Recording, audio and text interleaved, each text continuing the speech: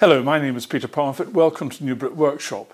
If you're making a box or something similar using mitre joints, as this example here, just straight mitre joints, glue in there, nothing else, no screws, no dominoes. Sometimes you want to strengthen it. Now there is an easy way, which is to put splines, like little saw cuts, along an edge or all the edges, and then put in a piece of wood whose grain goes that way. When that's glued in, those joints become much stronger.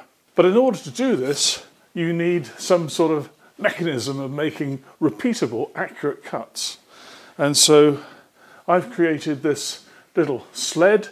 It goes on my table saw, and all one does is puts the little box or whatever it is in there and do a cut, and you end up with a nice straight cut ready for a spline. Now you may have seen a recent video where I used this when I was making my bookend, and I'll show that example a little later. But just to give you an idea, let's take this simple little box and we'll put a couple of splines along this edge, just 2 splines. Now I have carefully adjusted the height of my saw so that when it cuts through here it doesn't go all the way through, but it cuts through at sufficient depth for a spline to be of a decent size. Any risk in making a sled like this is that you have to remove your riving knife.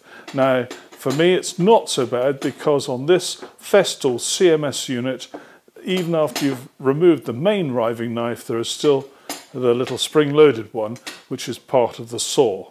But even so, you still need to take great care and think about every step that you're doing. Always use a push stick, and if necessary a safety block if it's an open joint you're doing. So here we go with my first example.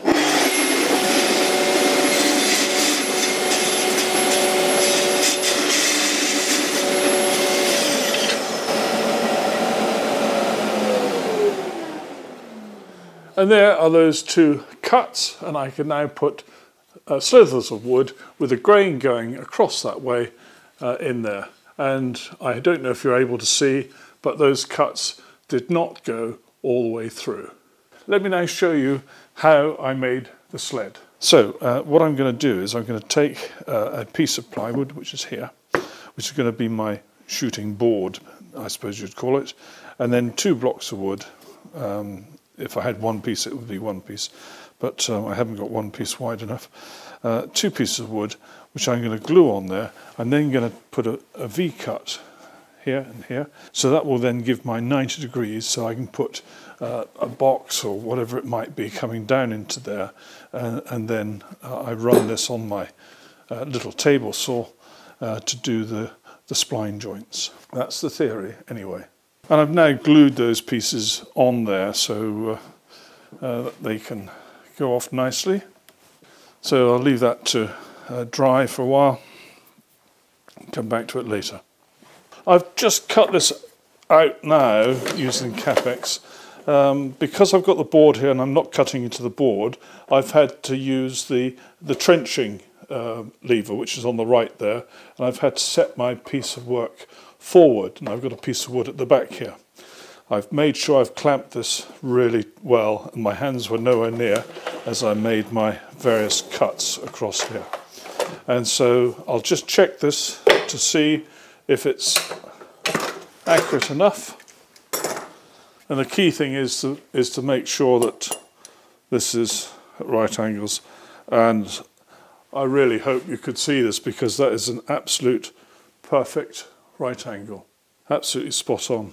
So I'm pleased with that. So that's the basis of my little gadget. Now one final part with the sled is to just take out the bottom of this V shape here with 1 pass of the saw set so it just kisses the plywood base.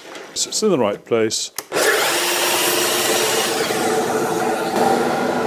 And I don't know if you can see there, that goes just through there. So it means then when I feed something in to here, if there's any question about a little spike of wood over the bottom end, it wouldn't affect the positioning on here. So that's an important thing to do.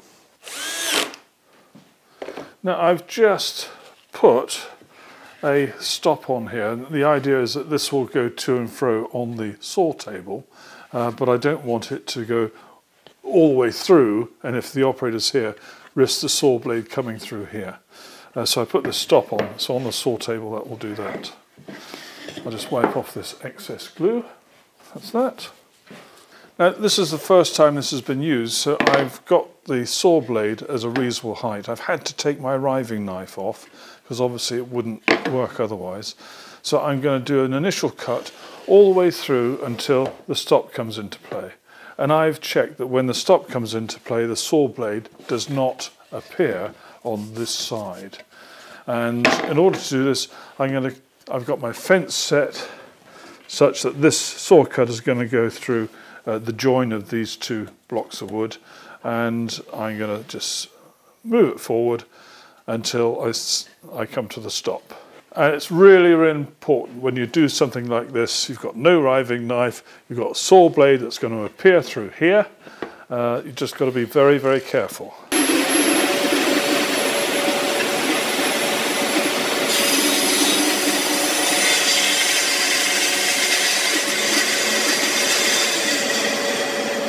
So that's done. If I lift this off here carefully, you can see there's that saw cut.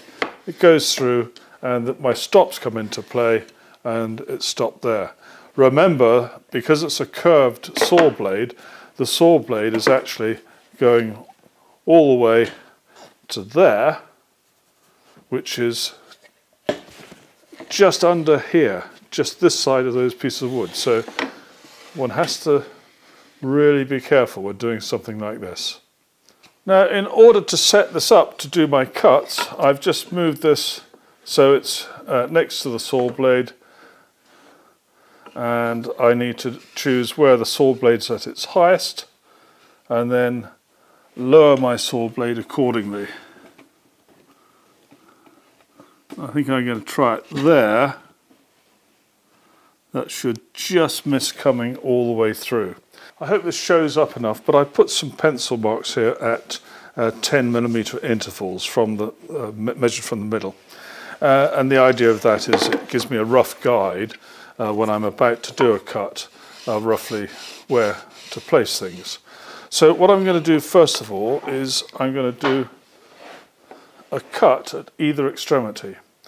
Now, in order to make this safe, I'm going to hold it like this, so that's in there, nice and firm. Turn the saw on.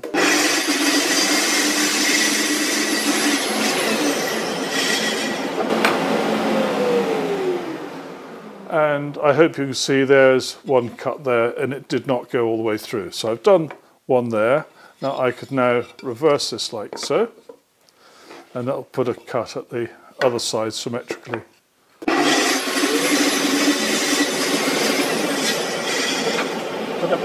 I'd like to put two more. I'm just going to make a judgment now where they should be.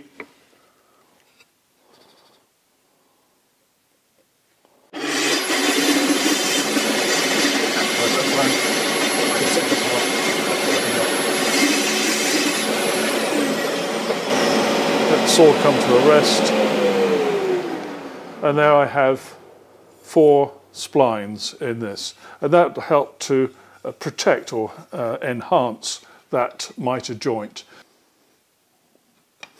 So I put some glue in there. I probably put too much, I really don't know. Now all I've got to do is put these in. So that's those 4 splines in now, and I'll trim those afterwards. I'm just going to leave that to dry. So my glue's gone off now, so I'm going to use my flush cut a little trimming saw to cut these off. Now it's really important, if you've got grain going that way and it's in this situation, if I were cutting upwards like this and I was putting a bit of pressure in the wrong way on these pieces, the piece could split.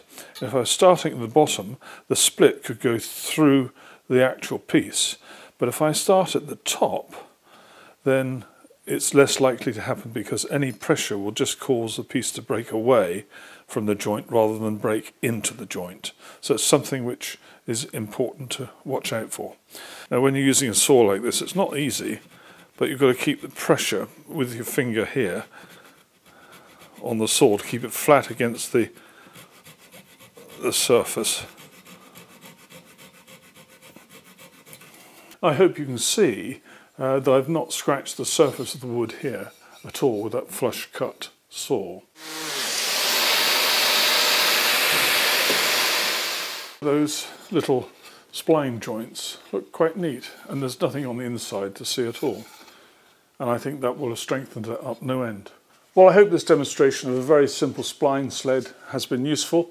Many thanks for watching. Take care. Bye-bye.